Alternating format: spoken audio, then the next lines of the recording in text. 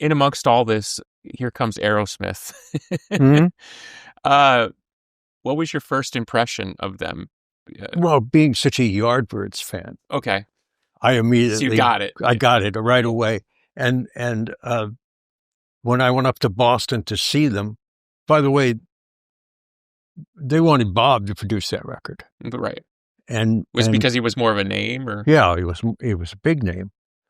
But Bob, but he's Canadian. See, that's always a yeah. But I'm also that's I'm a joke. landed immigrant. That's a joke for all our I'm a Canadians. Canadian landed immigrant. From working up there, I got landed You immigrant become status. Canadian by proxy. Yeah. But Bob didn't think they were ready after hearing that first record, and Lieber and Krebs also managed them and the Dolls, and they were looking to give me the prize that I deserved for making sure that the Dolls album got through. So you got that gig because that was my prize. Who'd you first connect with in Aerosmith, sort of emotionally, like of the guys? I think Steven, because he's basically Bronx Yonkers. Right. So we recognized each other right away. Yeah. But it's Steven and Joe. Yeah. Those are the guys. Joe was very standoffish or very shy. Either one of those. Yeah. I mean, he's the reluctant rock star. Absolutely.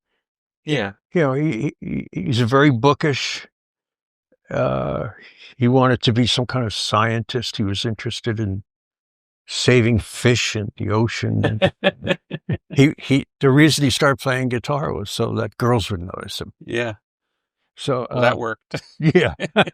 But I love it because, please. But in a room at a high school gig they were doing, where they were playing, where it was so the acoustics are so terrible you could hardly hear anything. Yeah. But the charisma was there. The charisma and the aggression. And they played Train Kept a Rolling.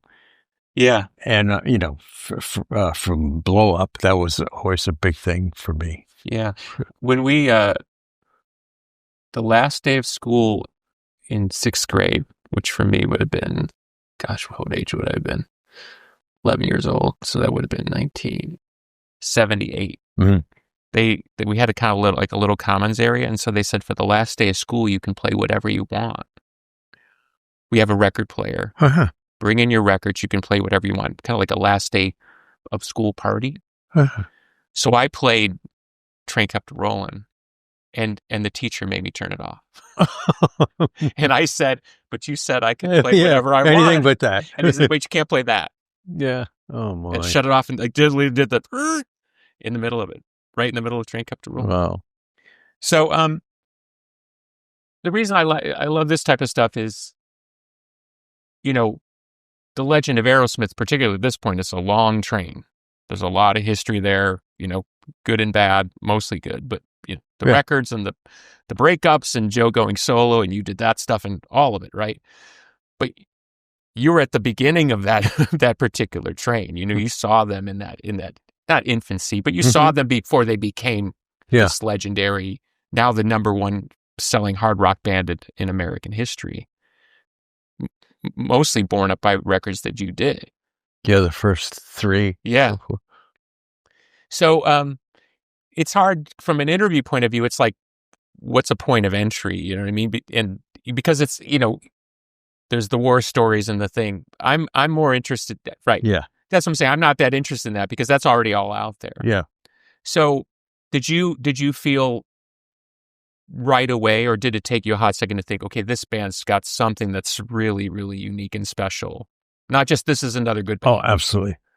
What was that for you? First of all, it was Steven's voice and his very being. He's a force. He is a force of nature. Yeah, he really is. And I knew that he was going to drive that band to make it no matter what. Well, there's that song "Make It." You know what I mean? Yeah. He literally sings it. Yeah. In the song, right? We're going to make it. Dedicated and loyal to the band. He loved them. he loved Joe like the kind of love he could never get back from Joe. You know, that would cause problems quite often. But Interesting. yeah, he could never get that kind of love back from Joe. You know, it was sometimes heartbreaking. Yeah.